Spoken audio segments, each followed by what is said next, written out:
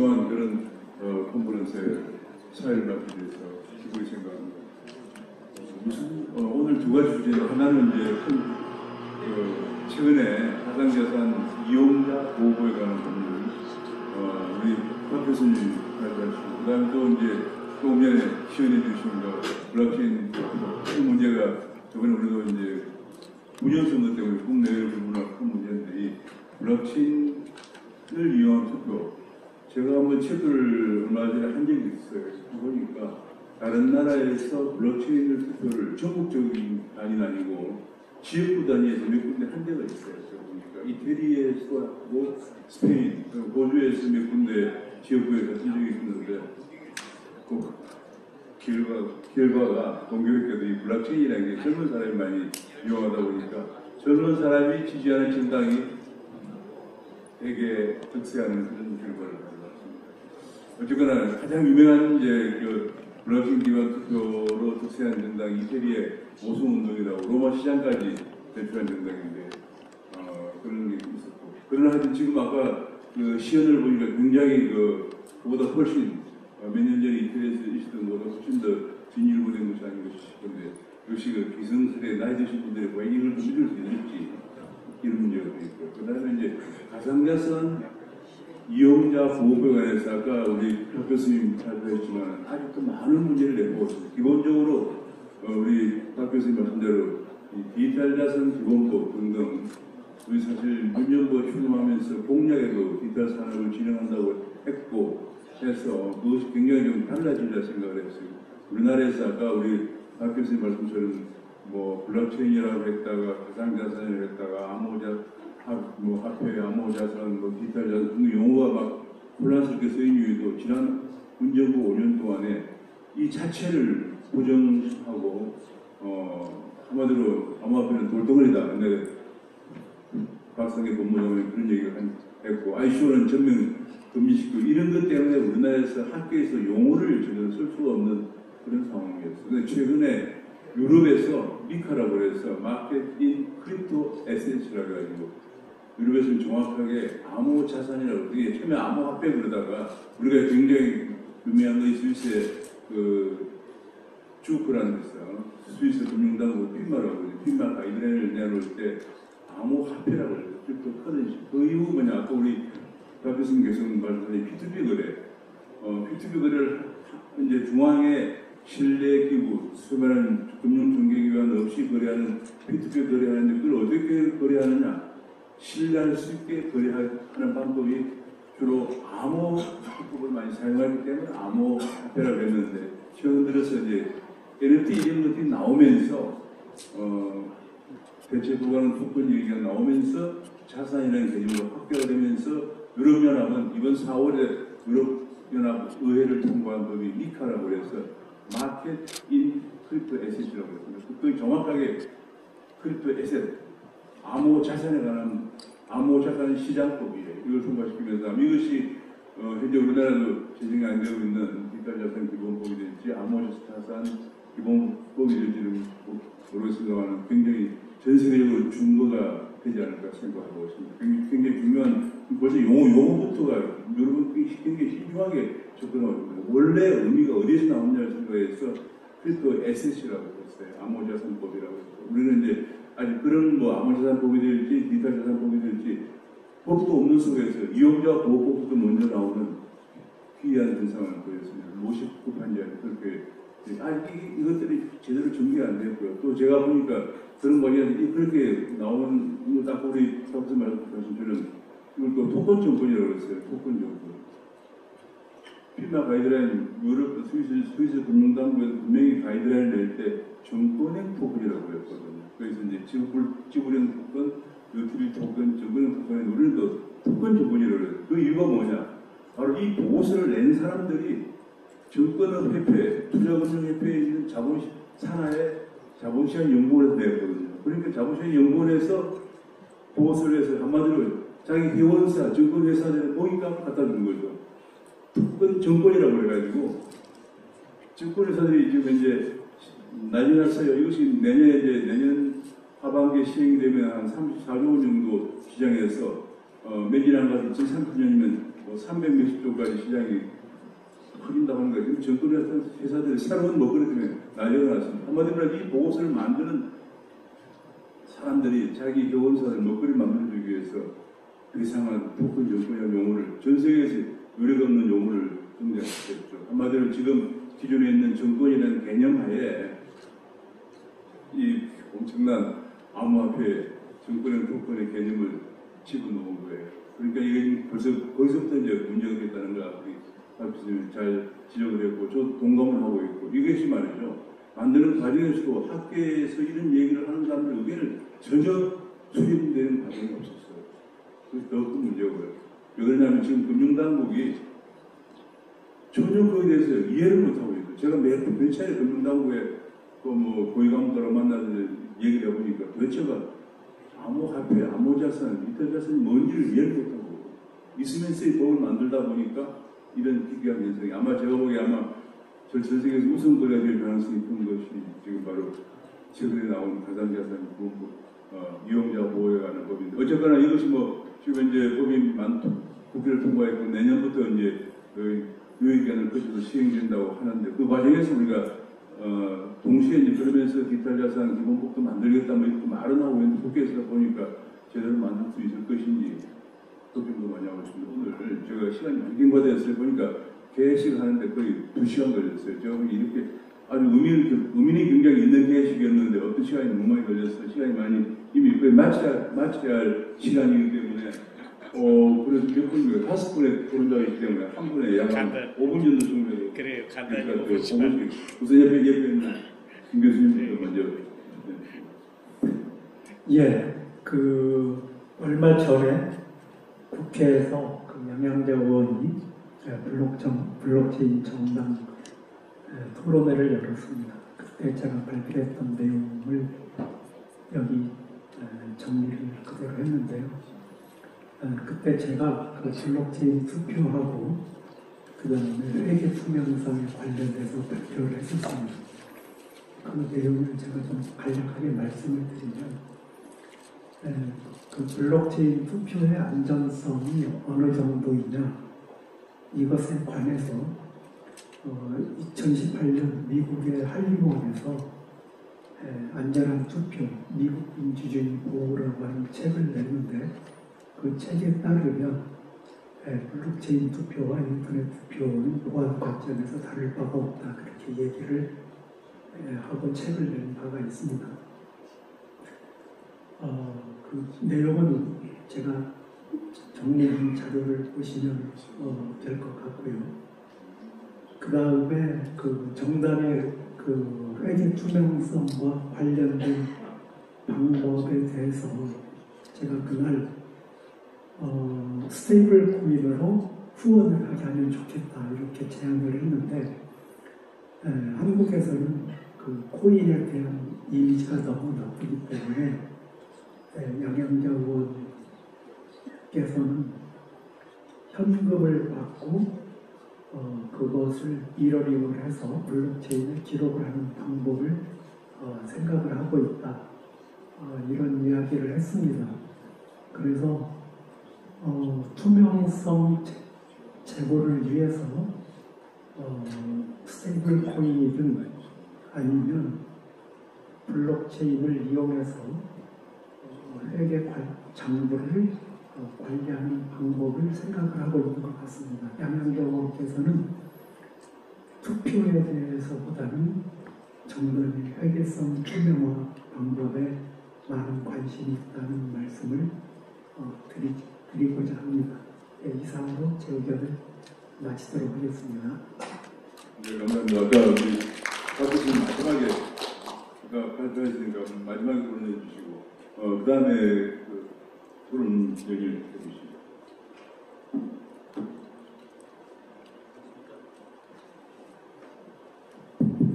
네, 안녕하십니까. 몸의 평안의 김형준 변호사입니다. 제가 말씀드리고 싶은 건 제가 블록체인 기술적인 측면을 잘 알지는 못합니다. 그래서 가상자산 이용자 공법이 지금 제정된 지 한 달여 지지 않았는데, 그리고 내년 7월부터 시행이 됩니다. 그래서 가상자산 보호법에 간략한 내용 그리고 이 가상자산 보호법이 가지고 있는 문제점들, 근본적인 문제점들은 앞서 말씀을 많이 해주셨기 때문에 이 법률 자체가 가지고 있는 위기점이나 그 향후 이 법 시행으로 인해서 나타날 몇 가지 현상들에 대해서만 말씀을 드리도록 하겠습니다. 잘 아시다시피 이게 가상자산 보호법은 이용자 보호법은 이 특검법이 2021년도에 개정되고 나서 현행 자금세탁 방지 중심의 규제 체계로 되어 있기 때문에 이러한 상황에서는 가상자산 투자자, 이용자들을 보호할 수 있는 그런 부분들이 미비되어 있고 그리고 뭐 지금 접근형 특권인지 특권정보인지 이런 걸 떠나서 어쨌든 이 가상자산에 대한 표현력을 떠나서 실질적으로 가상자산이 가지고 있는 그 성격이 어떤지에 대해서 아직 정확히 규정되어 있지가 않습니다.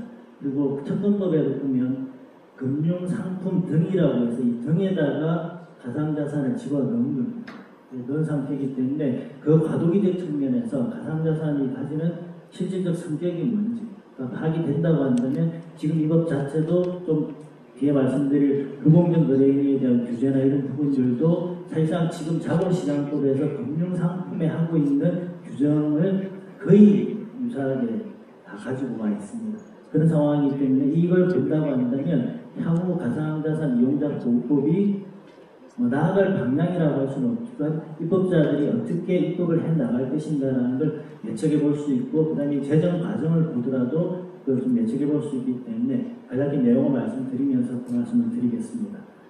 조금 전에 말씀드린 것처럼 이런 문제점들을 해결하기 위해서 디지털 자산 민간 합동 TF가 구성이 되어서 이 가상자산 규율체계 구축 방향을 수립해 나가기 시작했습니다. 그런데 이게 이용자 보호의 시급성은 큰 반면에 이런 것들을 해나가는 기간은 장기간이기 때문에 이걸 필요 최소한의 규제 체계를 먼저 수립을 하고 장기적인 관점에서 점진적 단계적으로 그걸 추진하겠다는 취지로 올 6월 30일 국회 본회의를 통과해서 이제 거기 시행을 앞두고 있습니다. 법률의 주요 내용을 보면 크게 세 가지로 볼 수 있습니다. 하나는 가상자산 이용자의 자산 보호, 그다음에 가상자산 시장의 불공정 거래 행위 규제, 그리고 이런 가상자산 시장 그리고 사업자에 대한 금융당국의 감독 제재 권한 등을 부여하고 있다는 내용입니다.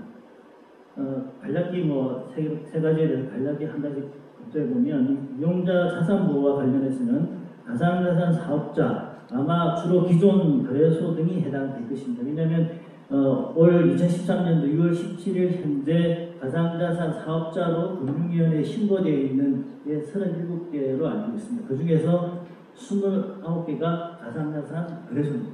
그래서 거래소가 주 의무가의 대상이 될 것 같은데요. 먼저 보면 이용자로부터 받은 예치금을 보유자산과 분리해서 관리해라. 그리고 이용자의 가상자산을 자기 소유 가상자산과 분리해서 보관해라. 그리고 이용자가 의탁한 동일한 종류, 수량의 가상자산을 실질적으로 보유하되 대통령령으로 정하는 일정 비율 이상은 인터넷으로 분리해서 보관해라. 이른바 폴드 월렛 연주를 부과하고 있는 것입니다. 그리고 해킹, 전산장애 등 사고에 따른 책임을 이해하기 위해서 보험 또는 공제에 가입하거나 준비금을 적립해둬라. 그리고 가상자산 거래 내용을 추적 확인할 수 있도록 거래 기록을 15년간 보존해라 라는 얘기입니다. 그리고 불공정 거래행위 규제와 관련해서는 사실상 이게 가상자산이 암호화폐가 어떤 식으로도 거래되어 오는 상황에서 이게 어떤 식으로 규제해야 될 것인지 사실 사각지대에 있었습니다. 대부분은 우리가 법원에 형사적으로 문제되는 걸 보면 특경법상의 사기, 유사수신행위 주로 그렇게 하죠. 아니면 심지어는 다단계 이렇게 규제되어 왔었는데 지금 이 불공정 거래행위 규제가 자본시장과 유사하게 규정을 해뒀기 때문에 그게 거의 똑같습니다. 세 가지로 분류해 볼 수 있는데 미공개 정보 이용행위, 그다음에 시세 조정행위, 그다음에 사기적 부정 거래 행위를 금지하고 있는 것입니다. 그리고 또 하나 불공정 거래 위험성이 높은 자기 발행 가상자산을 거래하지 마라 제한을 가하고 있고요. 그다음에 임의적으로 입출금을 차단할 수 없도록 해라. 이게 사실은 지금 기존의 가상자산 거래소의 운영 형태와 해보면은 의미 있는 조항으로 볼 수도 있습니다. 그리고 이상 거래를 상시 감시해서 이용자 보호를 위한 적절한 조치를 취해라. 그리고 이런 불공정 거래행위 의심사항이 발견이 되면 금융당국과 수사기관에 보고해라. 이렇게 되고요. 이러한 법 집행의 실효성을 확보하기 위해서 금융당국의 감시 권한을 부여하고 있고, 그리고 불공정 거래행위가 발생하면 징역 1년 이상, 그리고 특별한 경우에는 10년 이하의 징역까지 부과할 수 있도록 하고, 자본시장법하고 동일하게 부당이득 때문에 3배에서 5배까지 벌금으로 물릴 수 있고, 그다음에 몰수 추징할 수 있도록 규정하고 있습니다. 이런 규정을 통해서 우리가 한 가지 판단해 볼 수 있는 건 처음에 말씀드린 것처럼 특검법도 시행되고 있습니다. 근데 특검법은 그 목적이 자본세탁 방지가 주 목적이었기 때문에 특검법 시행하에서 가상자산위원법이 생겼다 하더라도 특검법상 자본세탁 방지 의무나 신고 조치 의무는 별개로 계속 유지될 것입니다. 그럴 것이고요. 그리고 지금 처음에 말씀드린 것처럼 단계라고 국회에서 공언을 하고 시급과 이게 좀 급하게 입법을 했었는데, 이게 국제 기준이 가시화되는 대로 이를 반영한 시장질서 규제 방안으로 해서 2단계 법안이 또 만들어지지 않을까 싶습니다. 그때 기회가 닿는다면 앞서 우리 패널이나 우리 아까 발표하신 분 계속 말씀하신 것처럼 그런 문제점들이 해결될 수 있는 쪽의 입법이 이루어지기를 저도 바랍니다. 그리고 좀 전에 말씀드렸던 이런 미공개 중요정보 이용행위, 그 다음에 통정 매매, 그리고 이게 거짓 매매, 이런 것들이 소위 말하는 마켓 매니징인데, 이런 활동들이 이제 규제받을 수 있는 법률상 공식적으로 법적으로 규제받을 수 있는 게 생겼다는 점입니다. 그리고 이와 더불어서 아까 좀 전에 제가 특검법 위반이나 특경 위반이나 그다음에 유사수신행위 이런 식으로 규제가 되어 왔다고 했는데, 이제 가상자산 이용하는 법률이 생기고 나니까 우리가 예전에 남부지검에 금융조사팀이 있었던 것처럼 지금 올 7월 26일 날 가상자산범죄 합동수사단이 만들어졌습니다. 그래서 FIU나 금융감독원, 국세청, 관세청, 예고, 거래소 등에 있는 조사 인력들까지 해서 30여 명으로 꾸려져서 될 것이기 때문에, 이게 가지는 의미는 나쁜 쪽으로 보면 나쁜 쪽으로 볼 수 있겠지만, 이용자 입장에서는 그의 실효성을 높인다는 측면에서 수사권도 검찰에 부여되어서 특별한 조처가 마련된다는 점에서 의미가 있다고 생각이 듭니다. 그리고 마지막으로 두 가지만 말씀을 드리면, 지금 조금 전에 말씀드린 것처럼 이전에는 그 거래소 간에 지금 우리 거래소 거래를 해주는 게 연합회가 각사라고 있지 않습니까? 이런 거래소의 자율적인 판단에 따라서 많은 것들이 이루어져 왔는데, 그 자율적으로 이루어져 왔던 많은 부분들이 이제 법으로 규제를 받는 상황이 되고 있습니다. 그 규제 중에 아까 말씀드린 것처럼 그 사업자의 임의 입출금을 금지한다는 이 부분이 있습니다. 사실 이 부분과 관련해서는 이게 코인데스크 같은 경우에도 이걸 업체에다 대여해 줬다가 손실이 나버리니까 그냥 임의로 말없이 그냥 임의로 이렇게 중단한 적이 있었거든요. 앞으로는 이런 부분들이 어려워질 거라고 보입니다. 그리고 또 하나는 이게 자본시장법, 금융상품과 다른 게 비교된 것 중에 하나인데, 자본시장법에 보면은 금융상품에 대해서는 발행에 대한 규제가 있습니다. 근데 가상자산의 이용자보호법에는 발행에 대한 규제가 없습니다. 발행되고 난 뒤의 문제고, 발행에 대한 규제가 없기 때문에 일종의 법 적용의 규제 사각이 또 발생을 했습니다. 그 점에 대해서 아마 향후 법계적인 문제가 될 것이고요. 또 최근에 문제되고 있는 델리오 하루인베스트 경제지 사기 의혹 사건 같은 경우도 이 회사들은 가상자산 예치 운용사들, 근데 이 예치 운용사들에 대한 처벌 근거도 좀 지금 박약한 상황입니다. 과연 제대로 처벌할 수 있을까의 문제가 있기 때문에 이런 근본적인 문제점들도 분명히 안고 있지만, 법 적용 과정에서 이 법이 가지고 있는 이 자체의 위기점도 있기 때문에 향후 국회에 예정대로 한다면 2단계 입법을 법 개정을 할 수 있는 기회가 있을 텐데, 그때 이미 논의가 되지 않고, 그리고 내년 7월에 시행이 될 텐데 그 과정에서 대통령령이 만들어지고 몇 가지 후속 입법이 될 것이고, 그다음에 바로 법 적용이 되는 상황이 벌어질 텐데, 그때도 이 법이 가진 위점에 대해서 좀 더 구체적으로 논의가 되지 않을까 싶습니다. 이상 말씀드렸습니다. 네, 감사합니다. 우선 가상자산 이용자 보호법에 관해서 제가 한 가지 말씀드리면, 너무 과도하다. 옛날에 특검법이 2021년도 만들어진 이후에 우리나라는 한 30개 정도 됐던 거래소가 4개만 살아남았죠. 일본은 지금도 거래소 28개, 하루 거래량은 우리보다 절반밖에 안 되는데, 그런 문제 초래했습니다. 이번에 가상자산 연기하고 보니까, 저는 법률하는 사람은 아닙니다만은, 불공정 거래 행위를 하면 1년 이상 진양형이 처한다고 되어 있습니다. 이것 때문에 아마 거의 발행하기 힘들지 않을까 싶어요. 왜냐하면 1년 이상이라는 것은 우리나라 형법상에 있지 않아요. 아주 흉악한 범들에 대해서만 이상합니다. 우리 발행하는 이거는 법이 우리나라 암호화폐 사업자라고 해요. 사업자는 용어부터 애매해요. 가상자산 사업자 그러면 발행하는 사람인지 거래하는 사람인지 조차도 애매해요.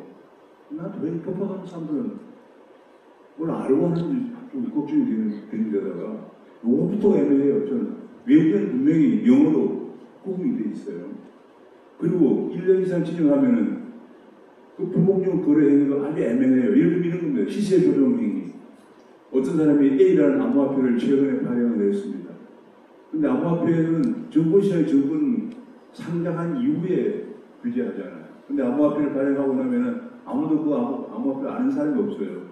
그래서 하는 게 뭐냐면 그걸 PR하기 위해서 미덕 같은 것도 하고 떠들어하고 그러죠.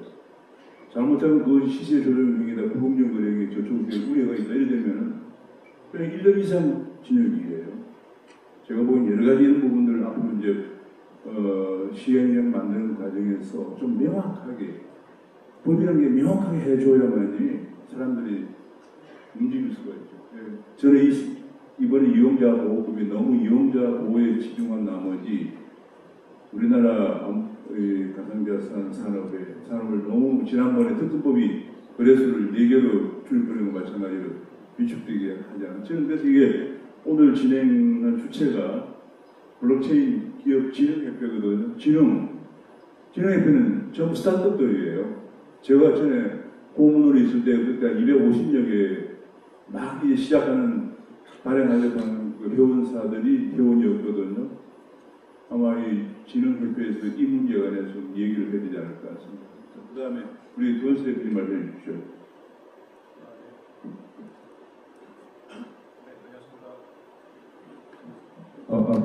안녕하십니까. 오션스 주식회사의 노윤수라고 합니다. 저는 오늘 우리나라 가상자산 시장의 발전 방향에 대해서 간단하게 말씀드리겠습니다.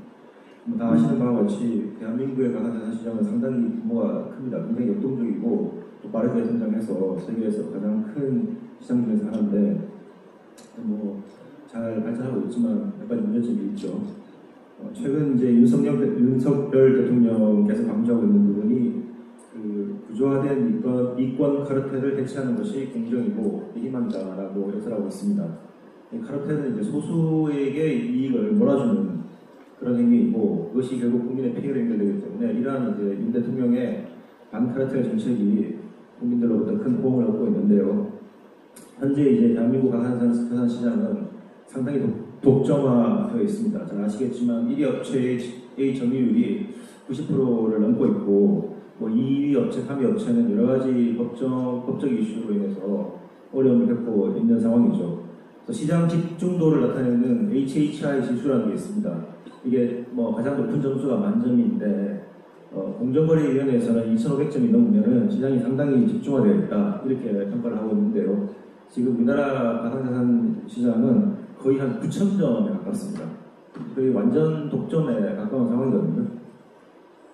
이런 독점이 이제 여러 가지 문제를 낳는다는 것은 경제학 원론 서적에 다 나와 있는 내용이죠. 소비자의 후생을 제외하고 또 독점 사업자가 지위를 나눠할 수도 있고요. 그래서 이 독점을 해소해야 된다는 것은 그 시장 참여자 모두에게 바람직한 목표가 되는 거고 시장 1위 업체도 이런 독점 상황을 해소하기를 희망할 겁니다. 근데 이제 지금 다행히도 은행들이 요즘에는 거래소들하고 원화 계좌를 제휴해서 원화 거래소를 좀 더 만들고자 하는 그런 이제 의향을 가지고 있는 은행들이 많이 나타나고 있는 건 사실이고 다행히도 그래서 그런 이제 은행들의 시도를 적극적으로 금융당국은 뭐 지지하고 지원할 필요가 있다라고 생각하고 있습니다. 최근 이제 말씀들 하신 것처럼 가상자산 이용자 보호법이 제정돼서 이제 가상자산 시장의 질서 확립에 큰 전환이 되고 있고요. 저희가 파악하기에는 금융당국도 윤석열 대통령의 그 반카르텔 정책의 철학에 따라서 가상자산 시장의 어떤 그 시장 개방을 촉진하기 위한 그런 정책을 준비하고 있는 것으로 이해하고 있습니다. 그래서 앞으로 그 시장이 좀 개방되고 많은 이제 시장 새로운 참여자들이 시장에 들어와서 시장이 좀 건전하게 경쟁이 이루어질 때 또 시장이 좀 더 정화될 수 있고 또 혁신하고 경쟁과 혁신이 또 시장을 더 발전시킬 수 있는 원동력이라는 것은 뭐 누구나 다 아는 사실이기 때문에 그런 바람직한 방향으로 우리나라 시장이 발전해 나가야 될 것 같습니다. 감사합니다.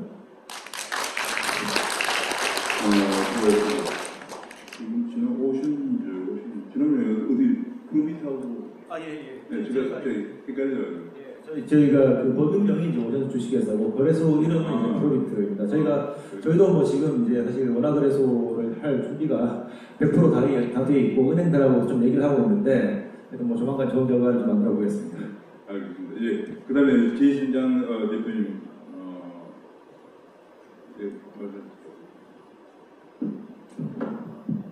예, 우주반타에서 대표를 맡고 있는 제이슨입니다. 저는 국내보다는 해외를 많이 쳐다보고 있었기 때문에 한국을 바라보는 해외를 항상 얘기를 했었는데요. 오늘 문제가 웹3다 보니까 웹 1.0, 2.0, 3.0 얘기 많이 나오고 있습니다. 1.0일 때가 뭐 단방향이라고 해서 이미지 올라갔을 때인데요. 그때로 돌아가 볼게요. 1.0 세대 때는 우버라든지 뭐 에어비앤비라든지 지금 뭐 페이스북 이런 사업을 아예 상상도 못했어요.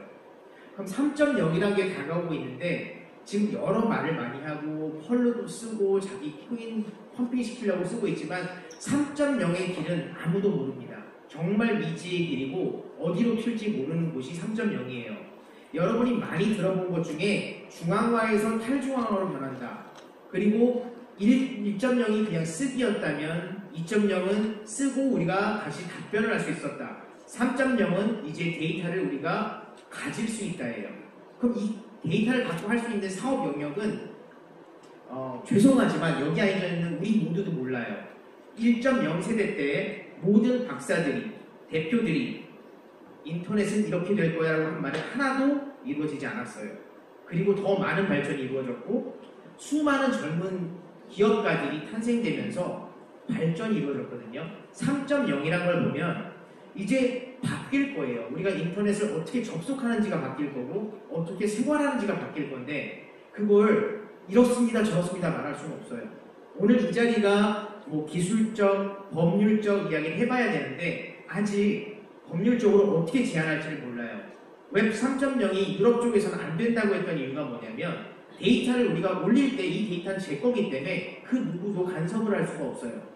그러면 무엇을 올리든 누구도 제재를 못 거는 거예요. 말 그대로 maturity, 우리가 성숙도가 없다면 3.0이 못 온다고 말을 했어요. 하지만 이제 3.0은 오고 있습니다. 왜냐하면 1차적으로 게이밍 인더스트리라고 하죠. 우리가 뭐 NFT 얘기도 했었고 메타버스 얘기도 하다 보니 웹 3.0이 가능하다. 3.0은 인터넷에 들어가는 터널이다. 그 안에서 마켓은 메타버스다. 그 메타버스를 운영하는 건 블록체인이다라고 저번 때 제가 한번 발표를 한 것 같습니다. 자, 유럽은 이걸 쓰고 있어요. 앞에서 말씀해 주신 대로 은행권, 뭐 제도권, 법률 다 중요한데 여러분 1.0에서 3.0으로 넘어갈 때까지 지금 2.0을 쓰고 있는 우리가 인터넷의 변화를 느끼나요? 우린 사용하고 있어요. 전화기를 벽에서 선 꽂아서 다이얼로 돌렸을 때랑 지금 스마트폰을 쓸 때랑 현격한 차이가 있지만 우리는 아무 변화 못 느끼고 편하니까 쓰고 있어요. 3.0도 그렇게 다가올 거예요. 그렇게 다가오는 세상에서 여기 계신 많은 분들과 정부와 법률적 모든 검토는 있어야죠. 우리 유저들은 그걸 어떻게 활용하는지 사용하는지에 포커싱이 될 겁니다. 자, 그러면 오션스 쪽에서도 말씀해 주셨고 앞에서 교수님들도 말씀해 주셨지만 앞으로 다가올 것을 빨리 준비해야 되는 건 맞습니다. 17년도, 18년도, 19년도 전 세계에서 대한민국을 부러워한 거는 거래소와 은행이 붙어 있었기 때문입니다. 현금화하기 가장 쉬운 나라. 그래서 모든 나라의 가상화폐는 한국으로 밀려 들어왔고 우리나라는 굉장히 신기하게 이 작은 나라가 전 세계 4위의 거래량을 보유했습니다. 지금도 별반 다를 거 없어요. 유럽에 레볼루시라는 은행이 있지만 우리나라의 K뱅크와 비슷합니다. 하지만 열수는 있지만 가상화폐 거래소와 연결은 잘 안 돼요. 그래서 해외는 비자 마스터카드로 돈을 돌렸어요. 비자 마스터카드로라도 써봐라. 하지만 그래도 우리나라가 쓰는 체크카드와 별반 다름이 없어요. 내 가상화폐로 현금화를 시켜서 디파짓을 해놔야만 쓸 수 있는 상황이에요. 하지만 한국은 여러분 뭐 업비트라든지 빗썸이라든지 코인원, 코빗 은행이랑 연결이 돼 있죠. 언제든지 우리는 우리의 가상화폐를 현금으로도 바꿀 수 있었고 현금을 입금해서 가상화폐를 살 수 있었어요.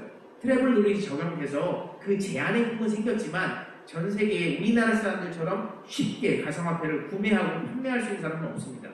자, 그러면 정부는 뭘 해야 될까요? FX 마진 거래 시장 때 우리는 한 번 실수를 했어요.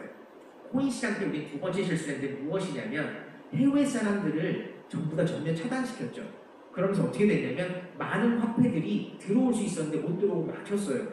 정부는 그리고 우리 협회는 좀 더 힘을 써서 이제는 바운드리가 없어야 돼요. International Regulation이 들어와야겠죠. 그럼 뭐냐면 당연히 뭐 특근법 말하겠죠. 외환법 말하겠죠. 복잡한 거 많아요. 그래서 우리는 열심히 그걸 연구해야 되고 대한민국 정부는 다시 한 번의 기회가 왔기 때문에 전 세계의 화폐 중에서도 가상화폐를 대한민국으로 어떻게 빨리 끌어당기고 우리나라의 젊은 층들이 어떻게 개발을 빨리 해서 그 돈을 활용해서 더 발전될지를 많이 고민했으면 좋겠습니다.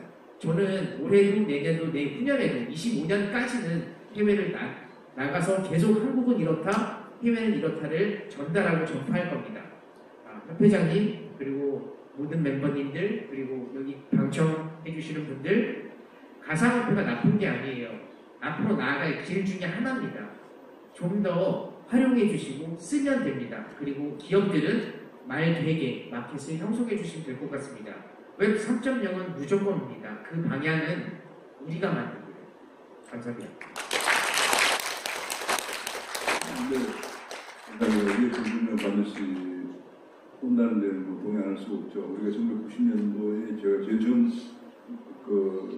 컴퓨터 노트북을 데스크탑 컴퓨터 그 당시에 360만 원 샀어요. 엄청 비싸게 처음 나오니까. 근데 그게 바로 이제 웹 1.0이었죠. 그다음에 이제 뭐 그때 우리나라도 많은 컴퓨터 회사들이 많이 도전했다가 이제 무너지고 남은 사람들이 지금 컴퓨터를 그다음에 이제 뭐 지금 네이버 카카오도 그때 2000년대 들어와서 엄청나게 많은 회사들 중에서 살아남은 회사고 제가 뭐 앞으로 웹 3.0 시대에도 그와 같이 많은 도전자들 속에서 큰 별들이 몇 개 탄생하려고 생각합니다. 그러면서 또 새로운 시대가 오는데 문제는 제가 걱정하는 것은 규제가 너무 심하게 들어오면은 우리 지난번에 거래소가 몇 년 전만 하더라도 우리나라 거래소가 세계 탑이었죠. 지금 뭐 완전히 세계에서 제가 지금 업비트가 우리나라에서 아까 85% 정도 지분 시장을 점유하고 있지만 세계 1일 거래량 순위가 40위권밖에 안 돼요.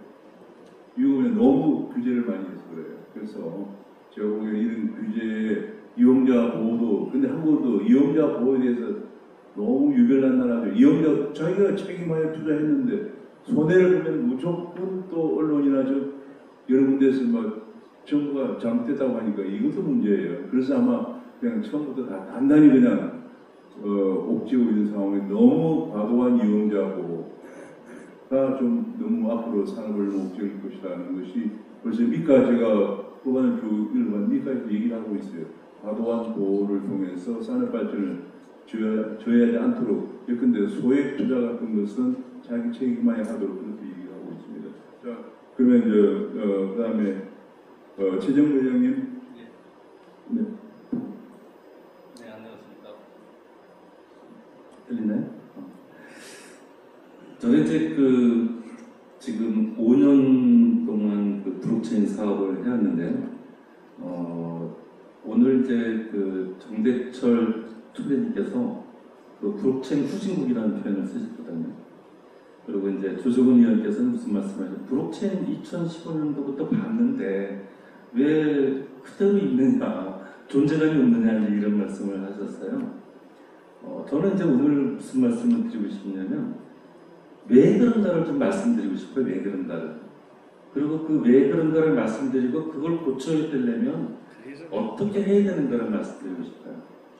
우리가 이제 브록체인 관련해서 많은 정책 프로그램도 있고 법제도 만들고 하는데 사실은 그런데 굉장히 포괄적인 것이고 실제로 배고프면 밥 한 끼 떠먹는 게 중요하거든요. 가려운 것을 긋는 게 중요한데 저는 이제 법적은 모르겠어요. 오늘 주제가 이제 웹 3.0 시대를 구현할 법적, 기술적 기반 구축 방안이거든요.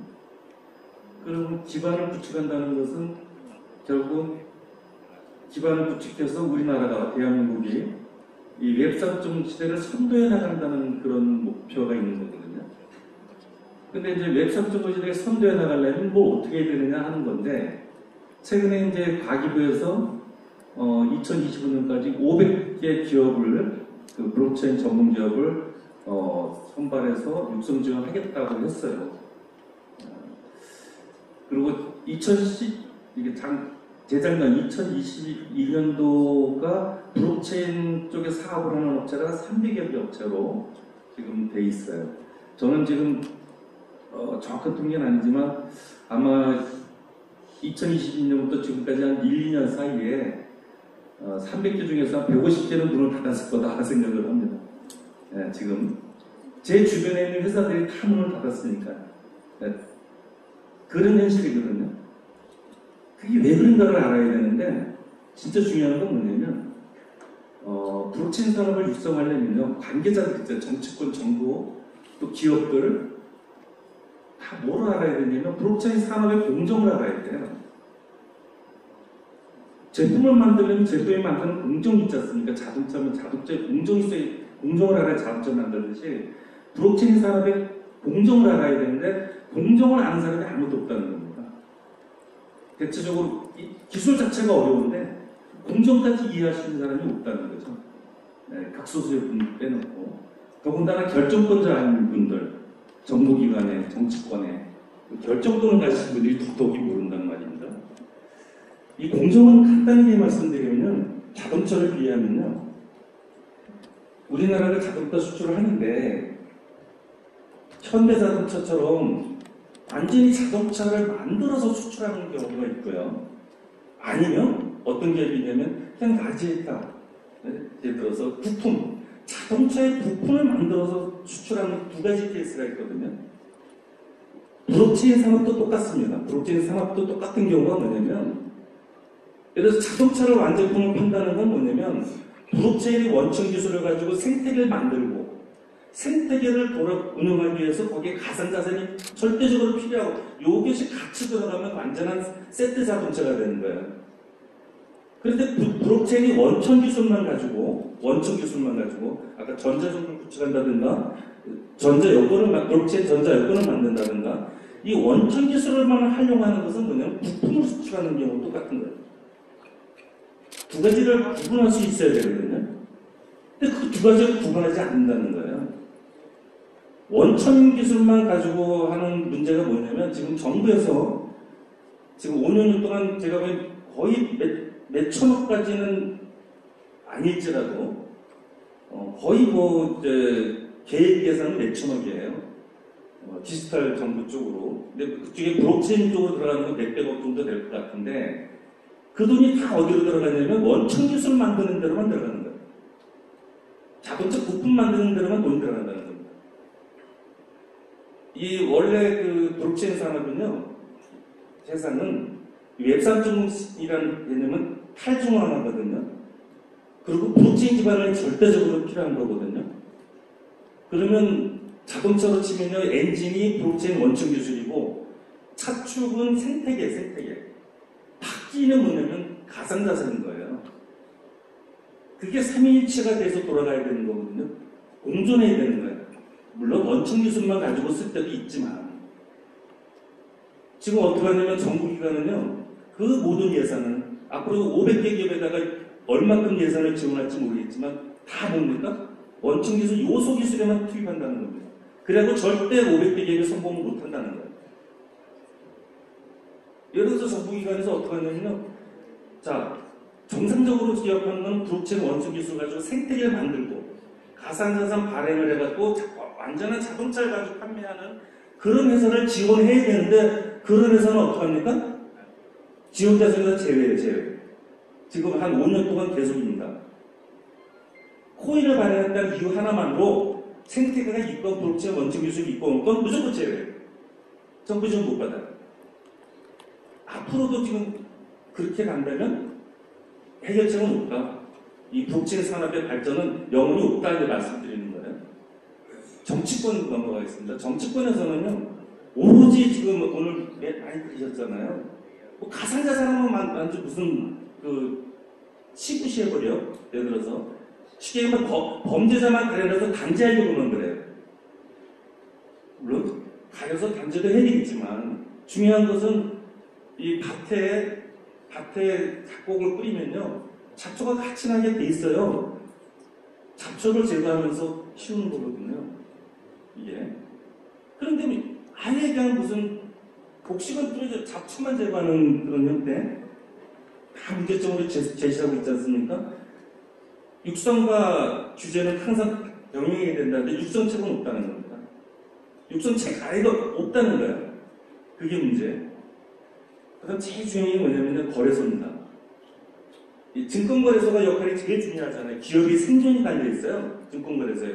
그쪽 증권거래소가 상폐가 돼버리면 그냥 끝나잖아요. 일반 거래소들도. 나스닥, 코스닥 마찬가지 아닙니까? 가상자산 세계 똑같거든요. 예를 들어서 블록체인 원천 기술을 확보하고 생태계를 만들고 가상자산 발행을 해서 정상적인 사업을 하는 회사들이 자금을 마련할 길이 없어요. ICO가 안 되죠. 정부의 지원 못 받아야 무조건 VC 같은 경우도 가상자산 발행했다면 무조건 투자 안 합니다. 하다못해 은행을 가도요. 등기부등본에 메타버스가 있는 그 자체만으로도 인증서 발행 안 하고 법인통장 발행 안 해줘요. 블록체인 업체로 하는 그 자체만 가지고도 이런 풍토에서 되겠냐 그죠. 자, 가상자산 거래소는 뭐가 문제입니까? 네, 오로지 시총만 가지고 따지죠. 상장되는 코인들 보면요, 해외에서 시총이 어마무시해요. 근데 시총이 왜 시총이 나는지 모르겠어요. 무슨 가짜 백서 가지고 사람들을 뭐 하는지, 돈을 가지고 펌핑을 하는지, 무슨 이유인지 몰라. 근데 시총이 엄청난 것만 올려서 상장을 시킨다는 거예요. 그리고 우리나라 지금 스타트업들은 지금 이게 VC 그다음 300개 있었고 500개 육성을 하는데 그 사람들이 정부에서 돈 준 가지고 충분히 하겠나 이거지 못합니다. 결국은 상장이 국내 거래소 상장이 돼야지 거기서 뭔가 자금을 마련하고 글로벌 시장을 진출할 수 있는 발판이 되는 거거든요. 근데 그게 원천 차단돼 있다는 거예요. 그래서 실제로 블록체인 우리가 산업을 육성하는데 주범은 거래소라는 겁니다. 원화마켓 거래소. 공범은 누구야? 정치권하고 정부입니다. 왜? 정부에서 규제하고 정치권에서 이게 잘못된 것만 끄집어서 단죄하니까. 무슨 말씀인지 아시겠죠?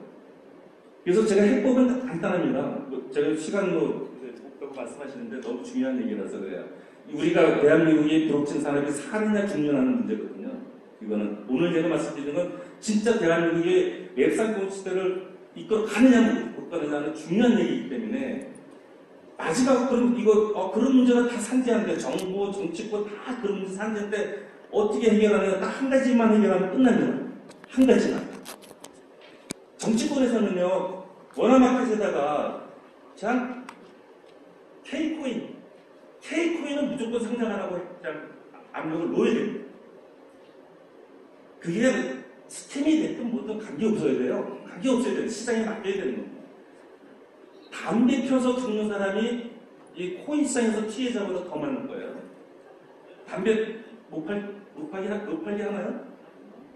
경보문 넣잖아요, 경보문. 똑같습니다. 가상자산 거래소 K코인을 무조건 상장시켜 다 100% 이렇게 가야 됩니다. 그렇게 해야 하고 거기서 자연 도태되는 거 도태되고 크는 건 크고 이 시장이 원래 맡겨야 된다는 거예요. 근데 정치권에서 압력을 넣고 뭔가 스캠 하나 발생하면 그냥 단죄라고 그러니 거래소가 죽음을 이기려면 눈치를 보냐 하는 거거든요.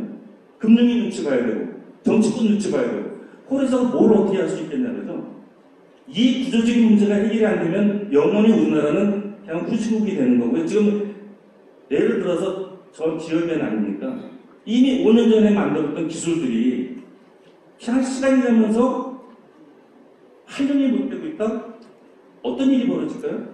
어느 날 갑자기 저희를 넣는다는 기술이 나타나면 주도권을 뺏겨버리는 거예요.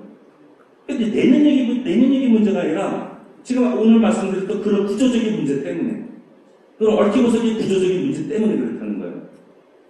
그래서 제가 오늘 의원님들 다녀가셨는데 꼭 이 메시지는 전하고 싶어요. 어떤 의원이 한 번이 얘기하면 청탁이 돼버려요. 근데 정치권에서 원해만큼 거래될 때 테이크홀 무조건 100% 상장시켜줘 하면은 그건 청탁이 아닌 거거든요. 뒤집어져야 됩니다. 사고의 전환에 따라가야 된다는 거예요. 지금 그거 한 가지만 우선되면 우리 블록체인 그 500개 기업들이 나름대로 자기 자본도 좀 만들고 뭐 기술력 없으면 도태되는 거고요. 그렇죠? 그런 활로를 열어줘야 되는 거예요. 적어도 우리 원천 기술하고 생태계 만들고 이렇게 하려면 코인 만드는 건 10분이면 되지만 이 생태계 만드는 거는 하루 이틀 되는 게 아니고 고급 인력들이 들어가야 되고 자본이 100억, 200억 들어가는 일이에요. 그들이 자본을 어디서 만들겠냐고요. VC들 해줘야 10억, 20억 그거 좀 택도 안 들어가. 구조적으로 도산하게 돼 있어요. 지금 제가 아는 그 블록체인 업체들이 다 도산해갖고 지금 그 고급 엔지니어들이 다 집에 가서 놀고 있어요. 대리운전 다니고 마트 나가고 있죠. 실업자를 양산하고 있다고요. 지금 이런 악순환의 고리는 놔두고 법 얘기하고 이럴 때가 아니라는 겁니다. 지금. 오늘 제가 이거는 진짜 영상을 틀어서라도 저 윤석열 대통령한테까지 보내고 싶은 얘기입니다. 예, 실제로 저는 현장에서 5년 동안을 실제로 일을 했던 사람이잖아요. 실제로. 예, 저같이 5년 동안 현장에서 이렇게 일했던 사람 거의 대한민국에 없거든요. 대기업이 해봐야 돈 가지고 뭐 부서 만들어서 이렇게 끌짝끌짝 하는 정도지, 진짜 모명으로 치면 전선에 투입돼갖고, 그냥, 뭐랄까, 이제 그 유탄전 해가면서 실제로 그렇게 싸워온 사람이거든요. 저 같은 사람의 말을 들어야 되는 겁니다. 지금은 어쩔 수가 없어요. 많이 기다려왔는데, 이제는 뭐 내가 입 닫고 있을 수가 없고, 더 이상 한계라는 거죠. 모든 기업들이 지금 다. 네. 그래서 자꾸 청사진만 가지고 얘기하는 건 의미가 없다는 거예요. 현실적으로 진짜 문제를 바로 해결할 수 있는 그것이 최선의 방법이라는 말씀을 드립니다. 시간이 많이 오래 있겠는데 현장에 계시니까 아주 흥분해서 말을 끊을 수가 없어요. 제가 아는 분도 지금 벌써 7년째 하고 있는데요. 문재인 정부 5년 동안 완전히 돌덩이 취급했기 때문에 그냥 계속 비용만 나가서 윤 정부가 새로 왔으면 좀 나아지려나 했더니 아직도 나아진 게 없어요. 그래서 지금도 똑같은 고민을 하고 있습니다. 우리 박 교수님 1분만 마지막 불러주세요.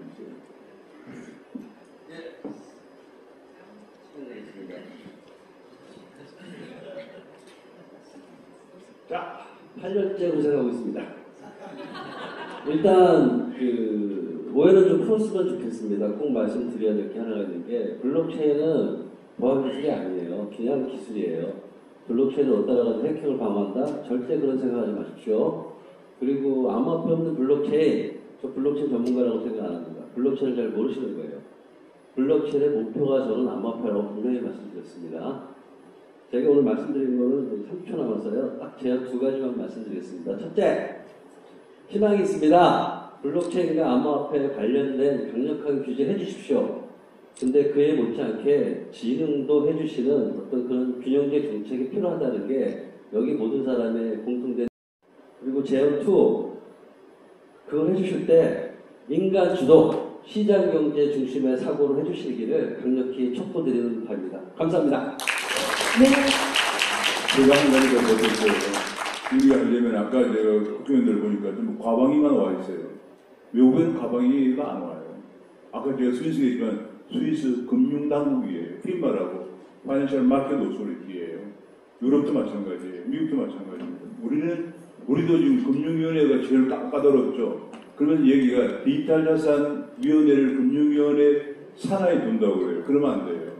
지금 우리나라 금융산업이 제일 나쁘게 있는 게 금융위원회 때문에 그렇거든요. 그래서 금융위원회와는 이거는 완전히 다른 산업이기 때문에 금융위원회 별도의 디지털자산위원회가 설립되어야 되고 거기에는 전문가들이 들어가야 돼요. 공무원 들어오면 안 돼요. 우리나라 공무원이 오면 다 망쳐요. 그걸 마지막 말씀드리고 오늘 시간이 많이 경과되는데 얘기 마치겠습니다. 네, 뜨거운 박수 부탁드리겠습니다. 오늘 수고하셨습니다. 여러분, 대상 서른정님에게 감사합니다.